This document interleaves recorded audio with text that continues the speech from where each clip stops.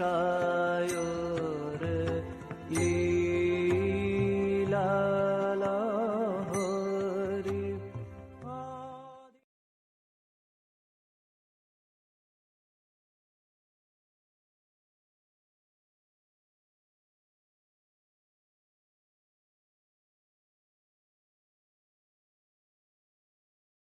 ओम सर्वधर्म स्थापकस्त्वं सर्वधर्म स्वरूपकः आचार्याणां महाचार्यो रामकृष्णाय ते नमः. We are studying here Sri Ramakrishna, the great master, second part. Master as the spiritual aspirant or sadhana or sadhak, and we are in the fourth chapter, name being the Kali temple at Dakshineshwar.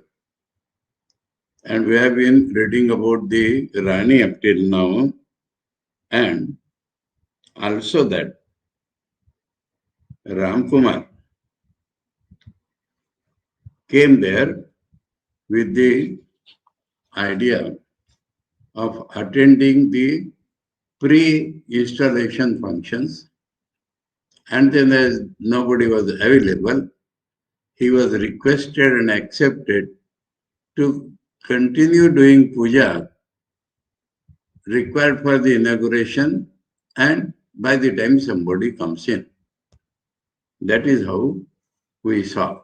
A small error yesterday happened that I said from Ramlal. Saradananda Swamiji heard this, and I said that Ramlal was the son of Ramkumar. That is a mistake.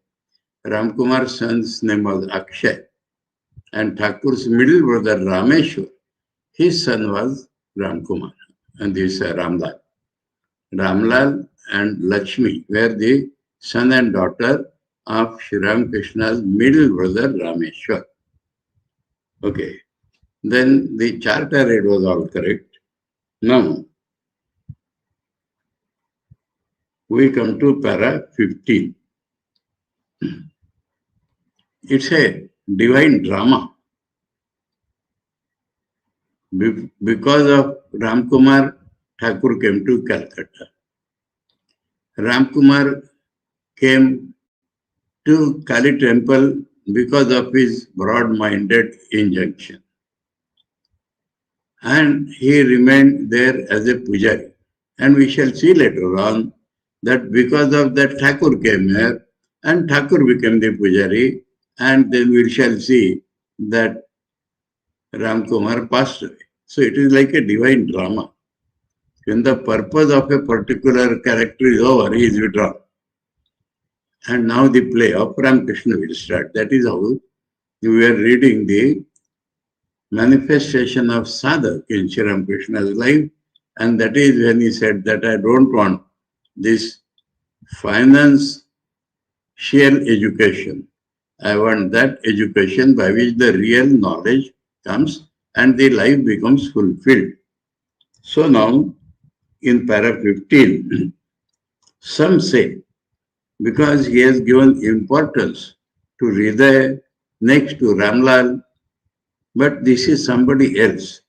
So without naming, he says, some say, and he is duty bound, as he is writing the history, that he has to mention all the opinions and draw conclusion. He has helped us to draw the conclusion. Some say that Ramkumar was given provisions and he cooked them that day with his own hands on the bank of the Ganga. And after offering the cooked food to his own chosen ideal, he took it as prasad. But this sounds improbable. Improbable.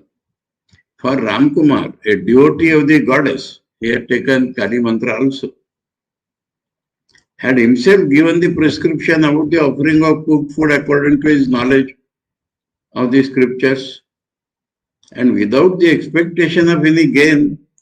Not that he is for money, he did this and practice will be different. That is what people do.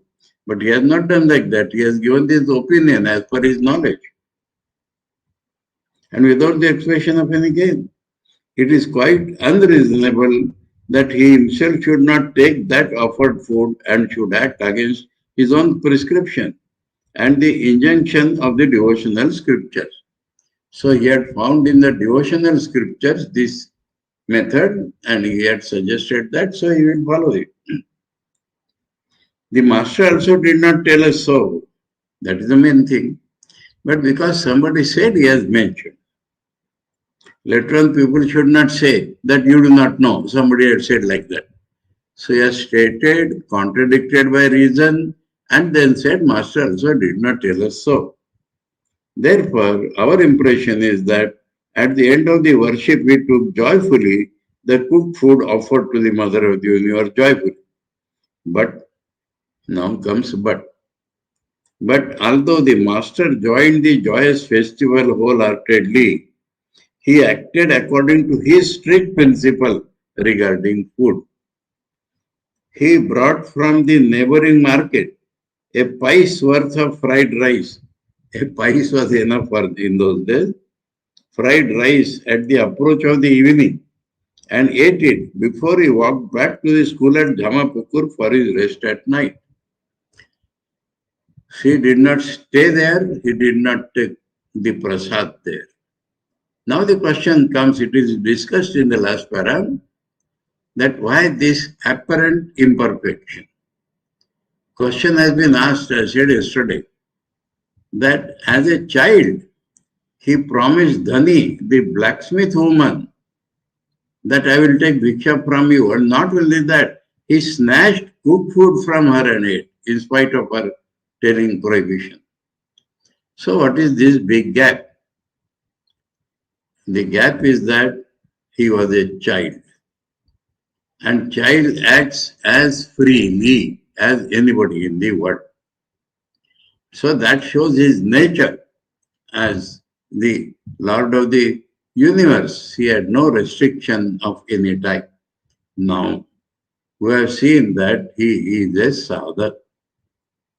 He wants that education by which the knowledge will be perfect. So he is a sadhak now. And as a sadhak, according to the scriptures, devotional scriptures as it is mentioned, certain things are strictly forbidden, certain things are lightly made, certain things are free. So here, the caste consideration comes. He is a grown-up man. He is a sadhak.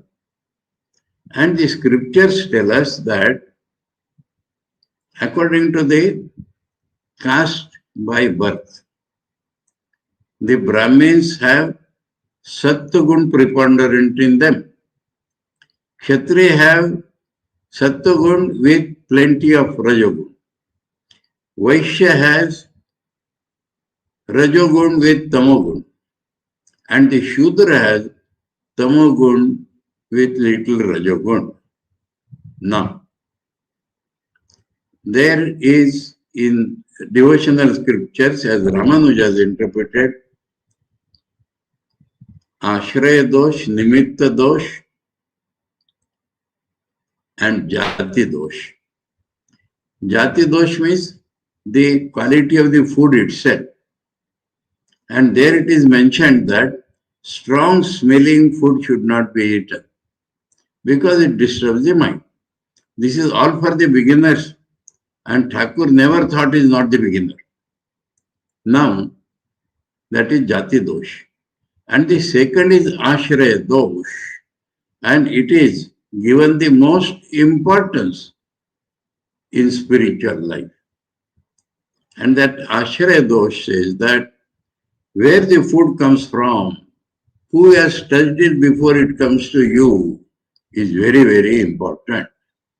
If it comes to you from a Shudra, the sanskaras of Tamogun will be there.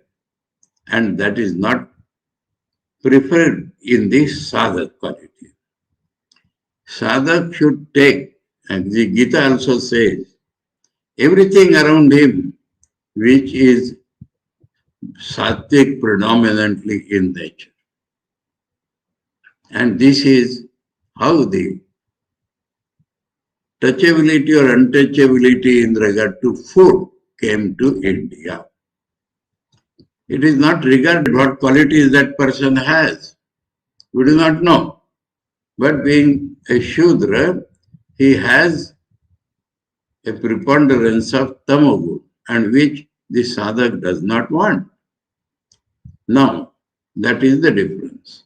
A child has no scriptures. A child is free to behave as per his mind. Child is free to behavior as per the free mind, as per his own real nature, which Thakur's case was God himself.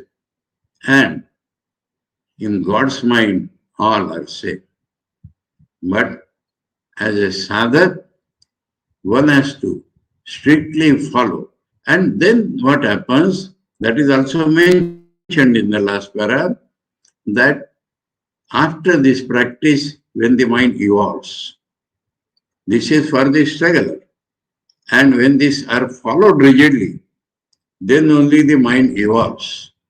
And when the spiritual progress is obtained, mind has evolved sufficiently spiritually, then these considerations drop down.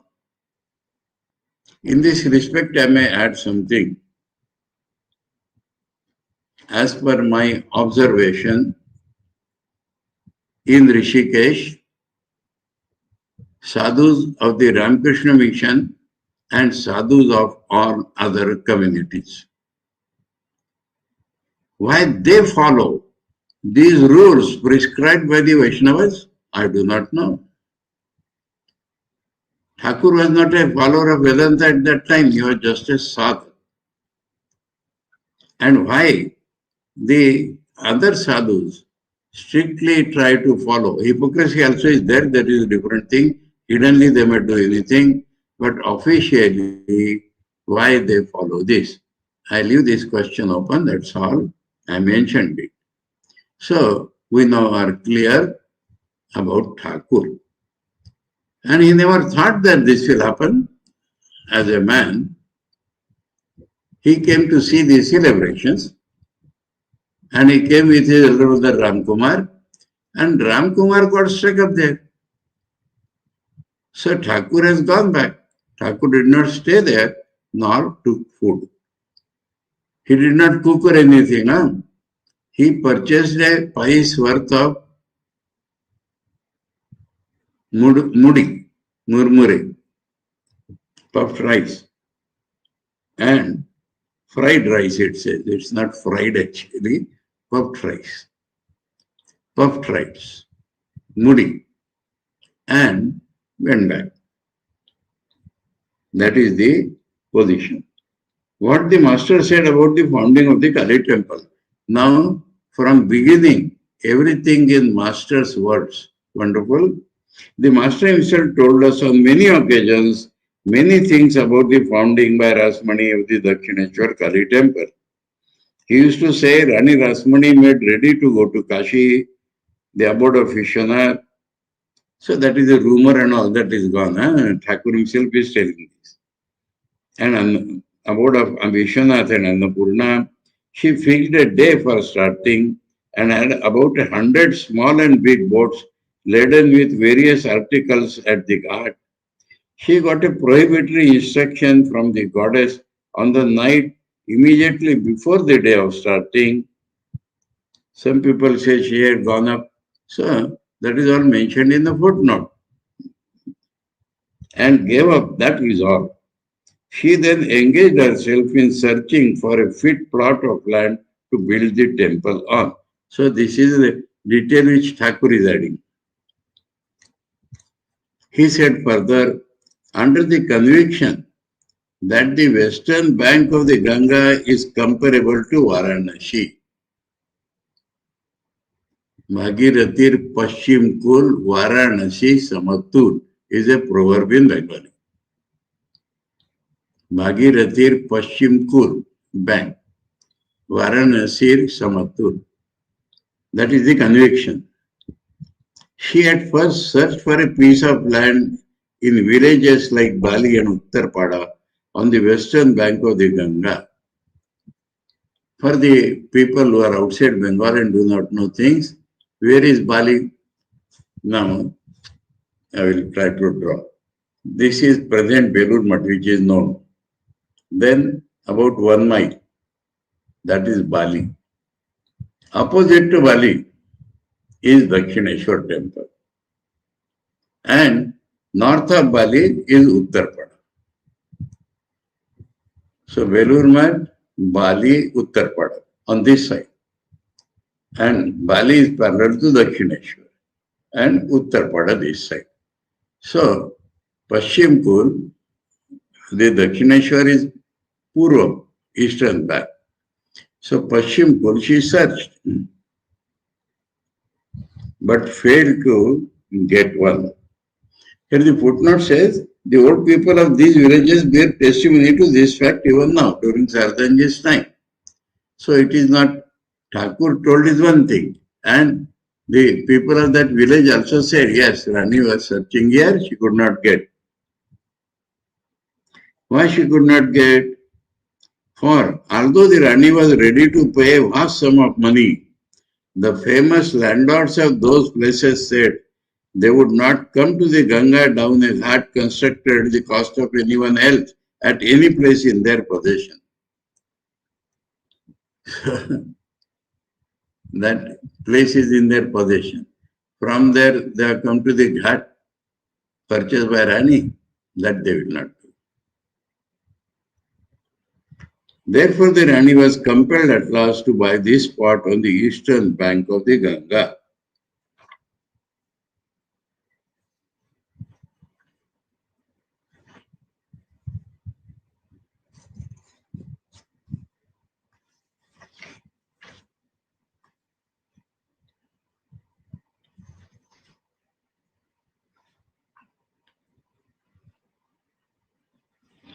The version in Bengali is different.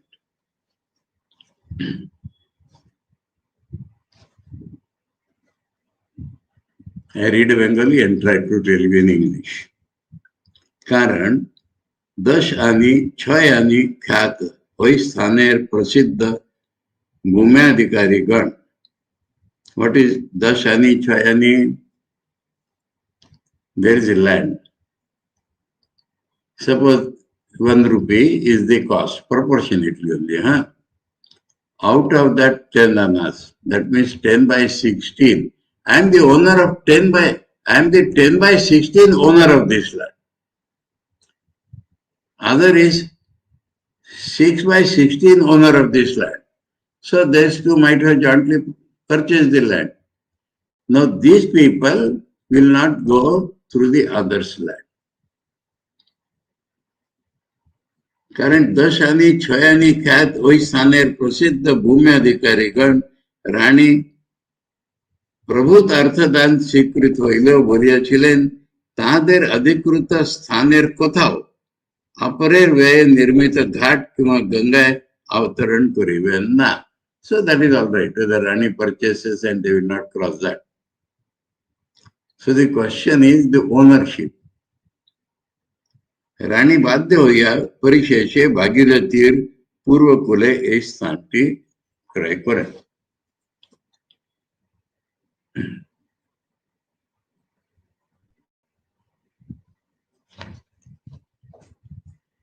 He used to say, a part of the piece of land selected by the Rani at Dakshineshwar belonged to an Englishman. In the other part of the land, there was a Muslim graveyard associated with the memory of a holy man. The piece of, that means not a general graveyard, but some Pir Sthan. That is called Pir in the Islam. The piece of land had the shape of the back of a tortoise. Such a graveyard, according to the Tantras, is very commendable for the installation of Shakti and for her sadhana. So, though not Paschim Kul, but the best thing she got on the Eastern Kul. Therefore, as if guided by Providence, the Rani chose the piece of land. Again, he must Thakur, would raise the topic why the Rani installed the Mother of the Universe on this Snanyatra day, a day of the festival connected with Vishnu. I told you, Jagannath Dev goes for taking bath.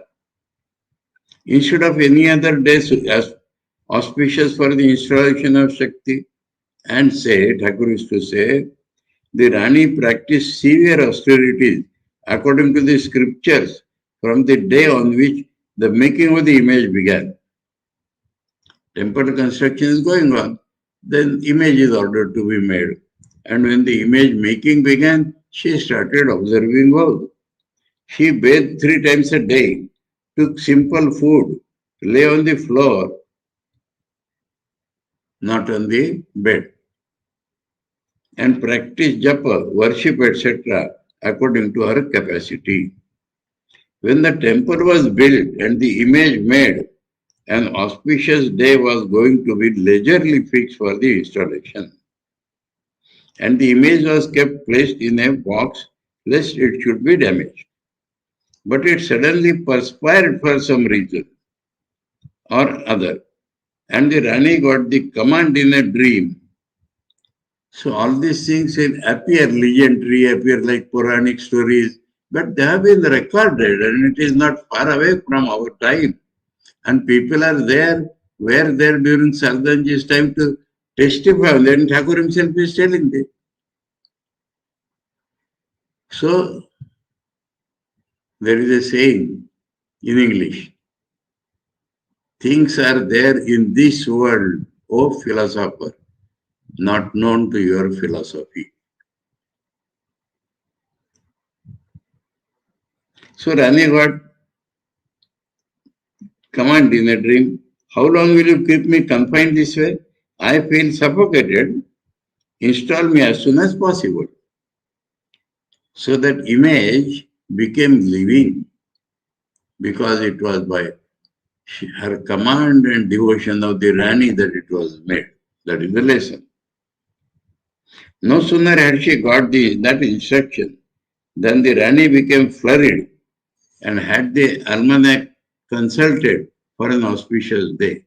But as no such day could be found before the Snan Yatra, she resolved to perform the installation on that day.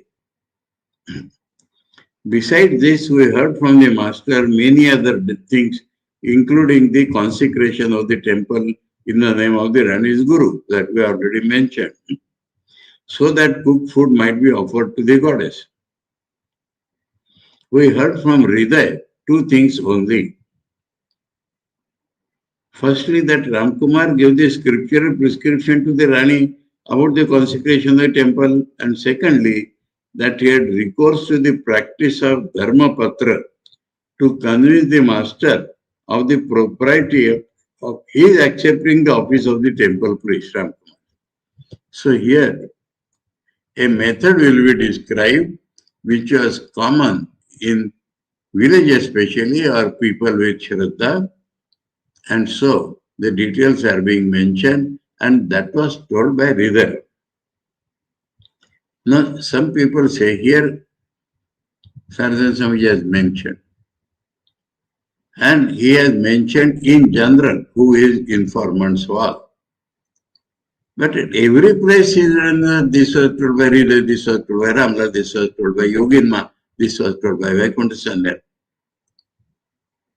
So this is the original history book. People will refer to this, where Prasanga says so. So he has done, as a historian, maximum objectivity possible. We have seen that.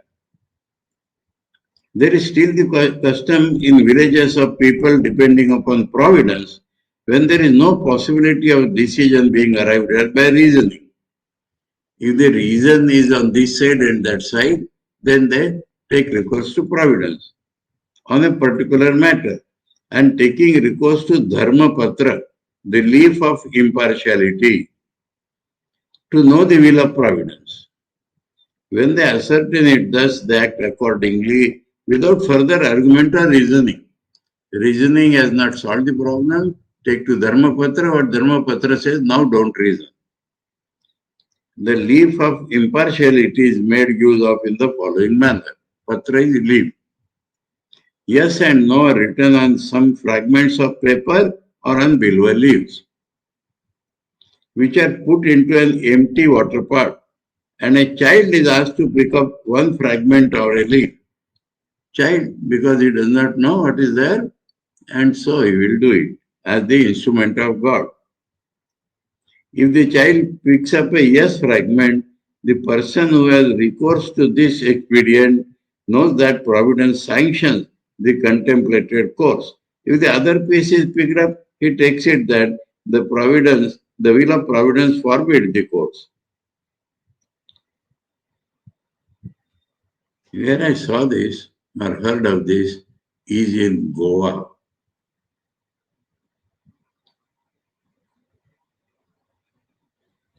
The house where Swami Vivekananda lived, there it was used like that, with the image of Vitava in front.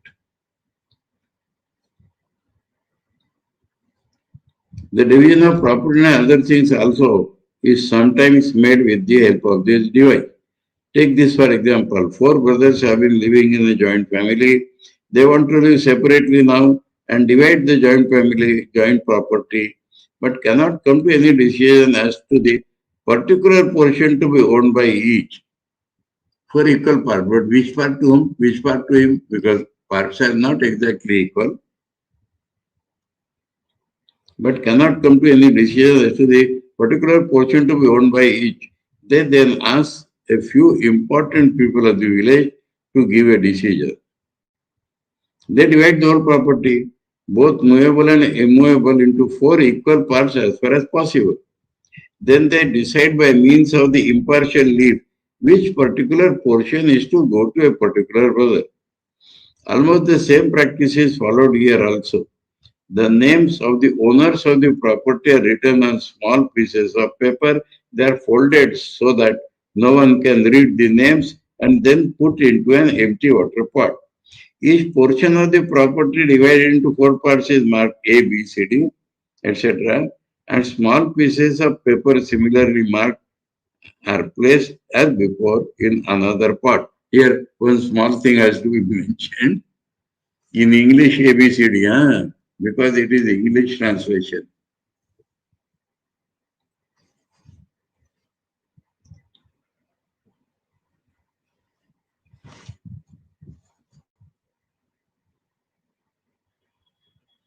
K, K, G, Gh. The Indian, North Indian, Sanskrit rather, alphabet, not ABCD. Exactly.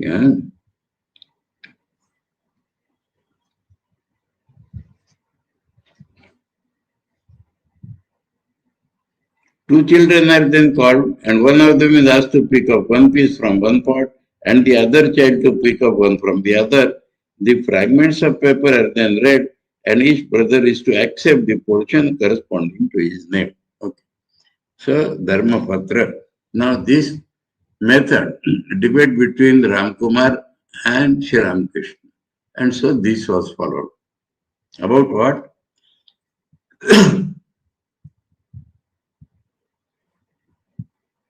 To convince the master of the propriety of his accepting the office of the temple priest. Whether Ramkumar has done rightly to take the offer or not. That is the question. And for that, Dharmapatra.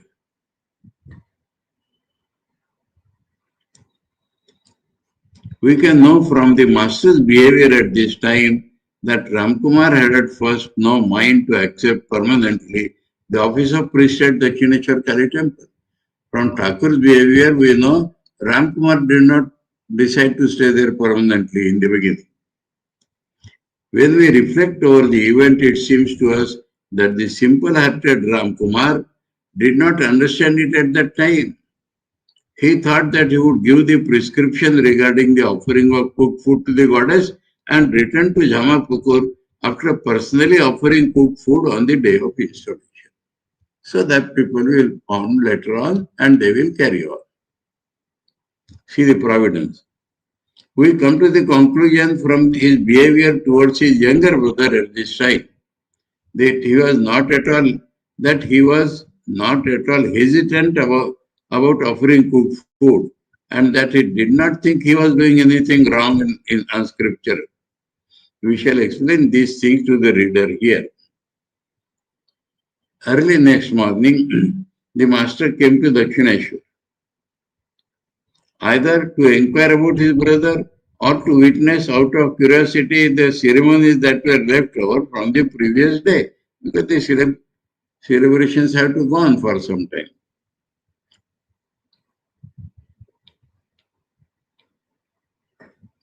He was there for some time.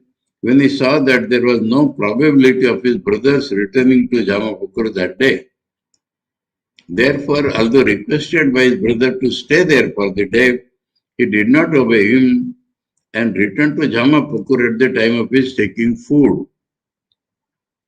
The master did not go to Dakshineshwar for about a week since then.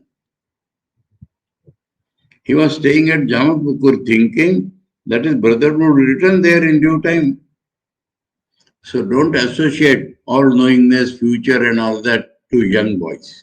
Though he was a sadhak, though he was incarnation, as the other biographers of other incarnations have done, don't do like that. He has to behave like a man.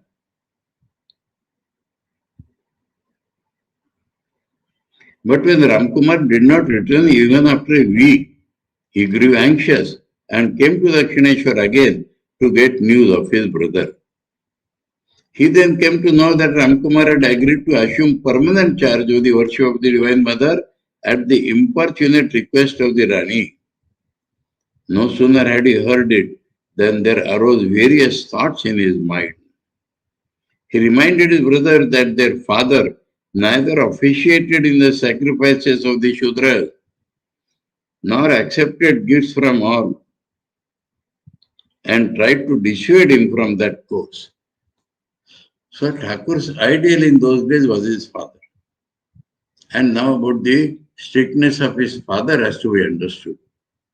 When there was any occasion, he would offer food to all. So there is no narrow egoness in him. But about his own conduct, he would follow the scriptural injunctions. Out of greed, out of money, he would not accept officiating in anybody's house. Out of greed, he will not associate even with those Brahmins who did so. So strict his behavior was. But this should not be taken as any narrowness. That is to protect himself as a sadhu. Otherwise, they were very liberal. They distributed food, helped everybody, and we have read about his mother that she used to go through the village to find if there was anybody hungry and give food to him. So this should be kept in mind, that strict in your principles, broad as far as society is concerned. That is the proper attitude. And we find it in Ramakrishna also.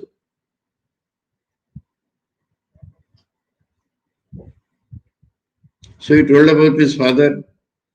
It is said that Ramkumar tried to vindicate his action to the master in various ways with the help of reason and scripture, but nothing touched his heart. Another example, therefore he had recourse to the simple expedient of Dharmapatra, the leaf of impartiality at last. The leaf of impartiality said read, Ramkumar has not incurred blame in accepting the offer of the priest. It will prove beneficial to all. So Thakur has to be convinced. Steadfastness of the master regarding food. Now that is discussed. Although the master now became free from anxiety regarding his brother's decision, another thought occupied his mind. He thought over what he was to do. Now that the Chatushpati was abolished, now Ramkumar has permanently gone there. He will not run the school. The master remained absorbed in that thought and did not return to Jamapur that day. But he could not be made to agree to take prasad in the temple in spite of Ramkumar's loving persuasion. So Ramkumar has done right, but that does not apply to Thakur. Ramkumar said it is a temple and the food is cooked with the water of the Ganga. Besides, it has been offered to the mother of the universe. It will not be reprehensible for you to take it. But these words did not appeal to the master. So Ramkumar said, then take uncooked provisions from the temple store. It is all about the cooked food, mind. Cook them with your own hands on the sands of the Ganga under the Panchavati and have your meal. Don't you accept that the Ganga purifies everything on its bank and bed? The master's strict principle regarding the food had now to yield to his devotion to the Ganga. That was most natural thing. Ganga is Brahmavari, Brahman itself in the form of water. His faith and devotion accomplished what Ramkumar, well versed in the Shastras, could not do with the help of so much reasoning. So, Ganga he accepted. The master agreed and continued to stay at Dakshineshwar and take his daily meal prepared by himself in this way. The master's devotion to the Ganga, now it is explained, even in his future life.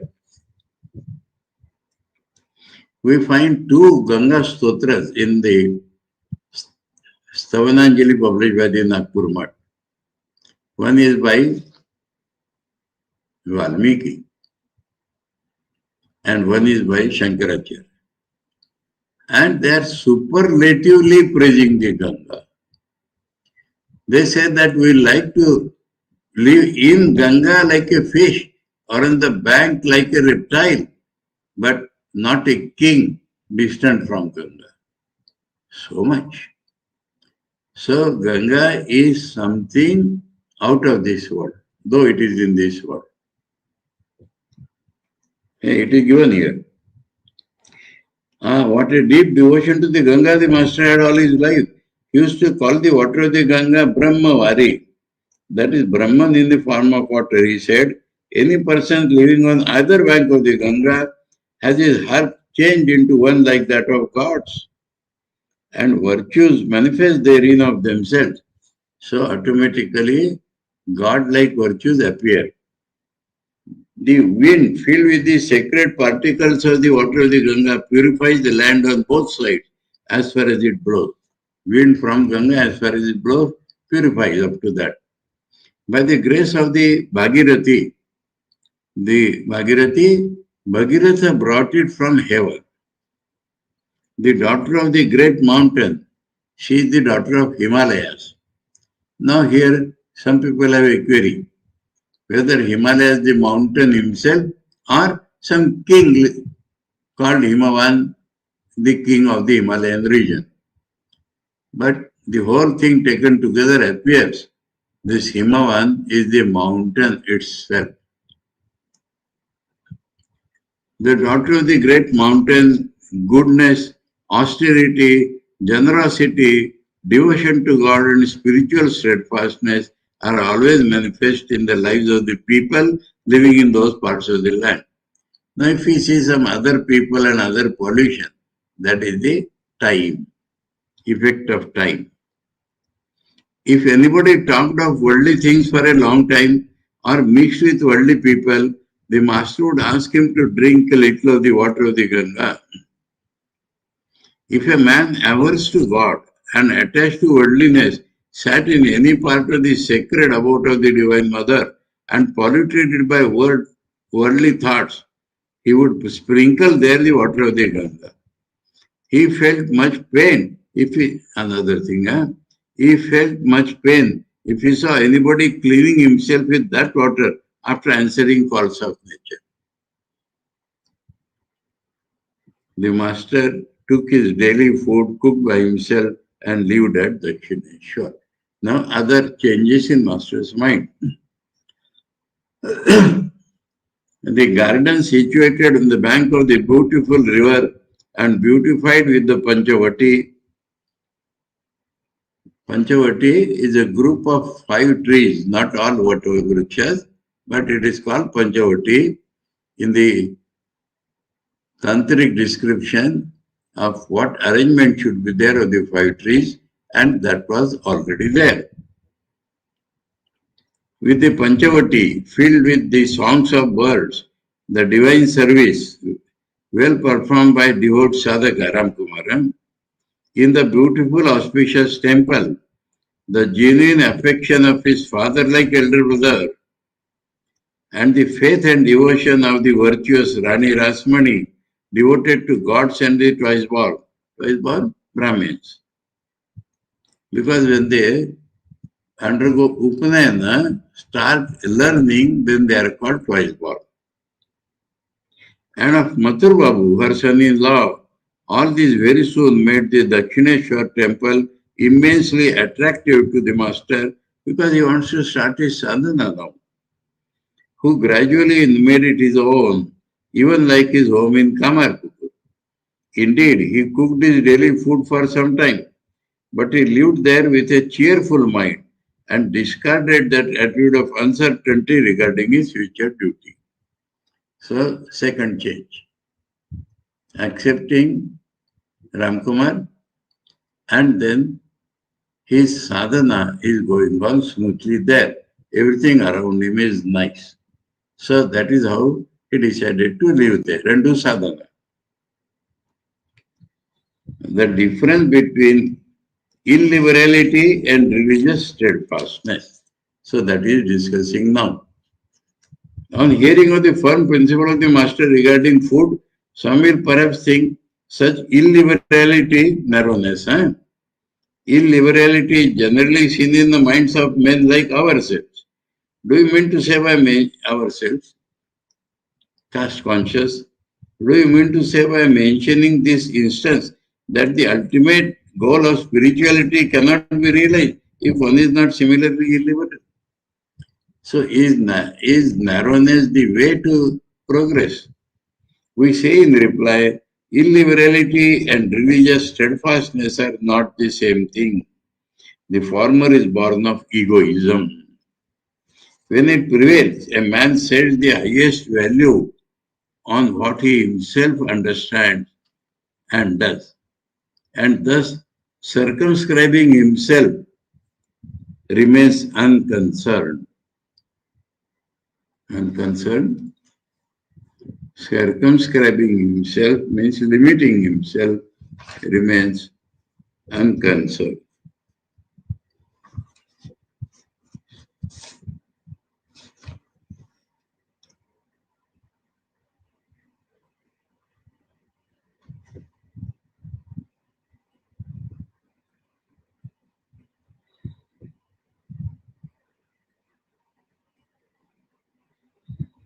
Oh, unconcerned.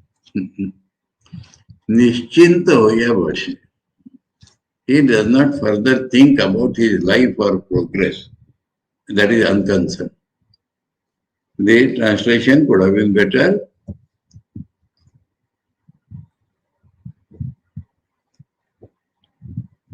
Himself understands and does, and the circumscribing himself remains free from any thought about future.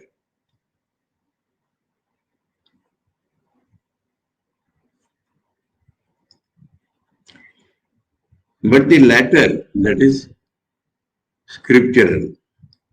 But the latter is born of the faith in the teaching of the scriptures and great souls. That is how the teaching of scriptures have come. When it prevails, man curbs his egoism, makes progress in his spiritual life, and gradually realizes the supreme truth. So that is the way to the truth, not narrowness, but guided by the scriptures. Independently, Shankaracharya says, man should not try to get at Brahman without the instructions of his Guru and scriptures.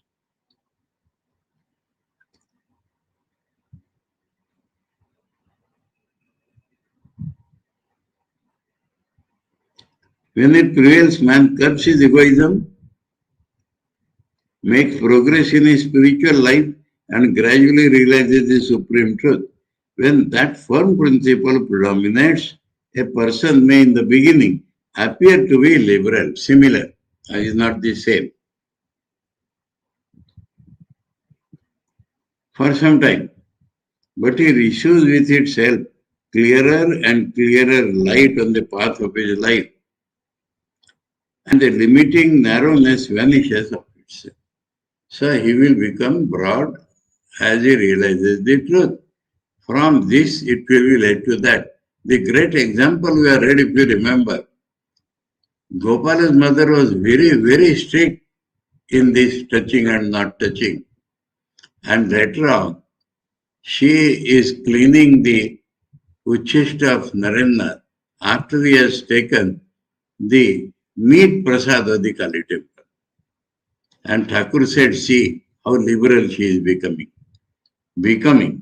So that is what this adherence to the scriptures leads to. And the limiting narrowness vanishes of itself. One has not to make a resolve that I will not do now. Automatically it goes away. That is also important. Now I attend this, then next, now I will give up. Not that type of egoism. It vanishes of itself. Therefore, how can we deny that steadfastness is absolutely necessary on the path to spiritual progress? Acquainted with this quality in the Master's life, in the manner mentioned above, we understand clearly that we too will be endowed with true liberality in time and attain the ultimate peace if we go forward to realize spiritual truths with a single-minded devotion to the teachings of the scriptures. They don't dabble, and not otherwise. We have to remove one thorn by another, as the Master used to say. So, wrong sanskaras are there, use the right sanskaras, and when that is over, both the thorns are thrown away. We don't have to perpetuate that always, that is the meaning. Some people want to perpetuate till the end of life. We have to remove one thorn by another. As the Master used to say, we must have recourse to religious steadfastness in order to reach the liberality of truth. We must follow rules and regulations in order to reach the state beyond them. Follow all the rules to go beyond rules. In the Belur Math, Swami Shuddhananji was repeatedly asking Swami Vivekananda to make some rules. And Swami Vivekananda said, all right, you write down, I will dictate in presence of all. And in the beginning he said, we are sannyasis. We are making rules only because we want to go beyond these rules. Now, noticing this imperfection in the beginning of youth in the Master's life, so this is all right, accepted. But Master is in God, incarnation of God. Why he should have this is under doubt. Noticing this imperfection in the beginning of youth in the Master's life, some will perhaps say, why should he then be called an incarnation of God? Why not call him a man, a sadhana? But if you must make God of him, you make God of him, it is better to conceal such imperfections when you go to write. It is like the other writers of other incarnations. We say, brother, there was a time when we also never believed it possible, even in a dream, that God assumed a human body and incarnated himself. When, however, by his unbounded selfless grace, he, Thakur, he made us understand that it was possible. We found that with the assumption of the human body, he had to assume the imperfections of the human mind in the same way as those of the human body. The Master used to say, the shape of an ornament cannot be given to gold, etc., if it does not contain some alloy. Gold is so soft, you cannot retain any shape. So some hard type of material is added so that it makes a shape. So when the human body is assumed by God, a little of tamoguna or human-like constitution, otherwise the body cannot stand. If it does not contain some alloy, he never. The shape of an ornament cannot be given to gold, etc., if it does not contain some alloy. He never made the slightest attempt to conceal those imperfections from us. That is another thing. Yet he clearly told us over and over again, the one who became Rama and Krishna has now come into this case, following it, showing his body. So both things are told by Thakur and both things are proved. But his coming down this time is incognito. From the beginning, people will not know this. Like a king coming incognito.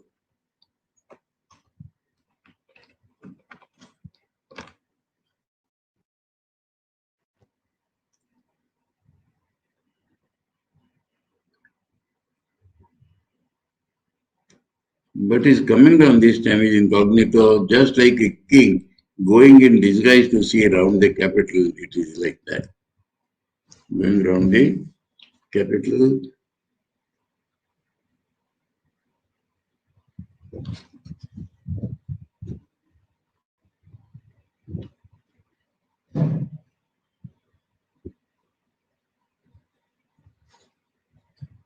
Now, there is one line more in Bengali, untranslated in English. Saradananda Swami is writing this boldly. Hey Pathak, O reader, तुम्ही उहार जतुदीर विश्वास ग्रहण करा युक्तियुक्त बुझिबे ततोटा मात्र लोइया. As much as you think by your logic, how much you should believe, how much you should accept, that much you do. अवशिष्टेर जन्य आमादिगके जथा इच्छा निंदा तिरस्कार करिलेओ आमरा दुखित होइबो ना. And for the remaining, you can criticize, hate us. We will not be sorry for that. Why it has been missed in English? Because the people will not believe immediately what Saradananda Swami has written. But Saradananda Swami said this is the truth. And he is not dogmatic to say that you must accept it all. He says accept it as much as you can. And for the remaining you can abuse us, criticize us, but we have said what we wanted to say. That is the unbiased way of a Shraddha Yukta analytical mind in writing Thakur's biography. So, in this way, we have come to the end of this 4th chapter.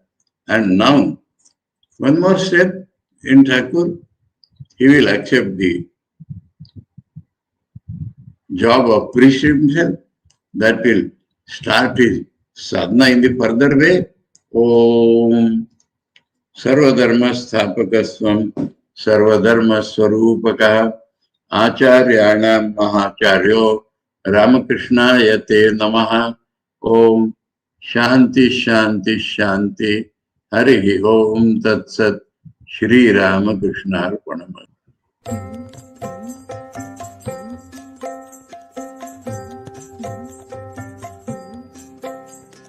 Jaya Jaya Rama Krishna